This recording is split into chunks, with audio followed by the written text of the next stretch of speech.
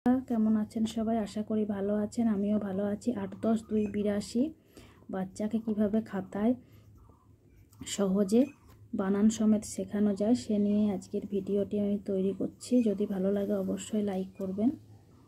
বিন্দু দিয়ে দিয়েছিলাম, বিন্দুগুলি জুড়ে নিলে 8 হয়ে যাবে এবং 2 হয়ে যাবে। এভাবে 8, 10, 2, 82 লিখতে হবে। বানানটি হলো বি, বয় হস্য ইকারে বি, রা, বয় শূন্য রয়ে আকারে রা, শি, তালিবর্ষয়ে হস্য ইকারে শি। সরি সংকীর্ণ জায়গার জন্য ওখানে আমি লিখলাম না। বিরাশি, বয় হস্য ইকারে বি, রয়ে আকারে রা, মানে বয় শূন্য রয়ে আকারে রা, তালিবর্ষয়ে হস্য ইকারে শি। 82 কয় 10 কত হয়? অবশ্যই 8, 10, 2।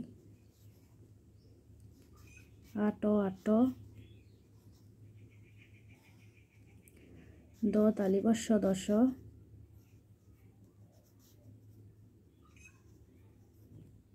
দয় হস্য উকার হস্যই 2। 8, 10, 2, 82। ভিডিওটি যদি ভালো লাগে অবশ্যই একটি লাইক করবেন।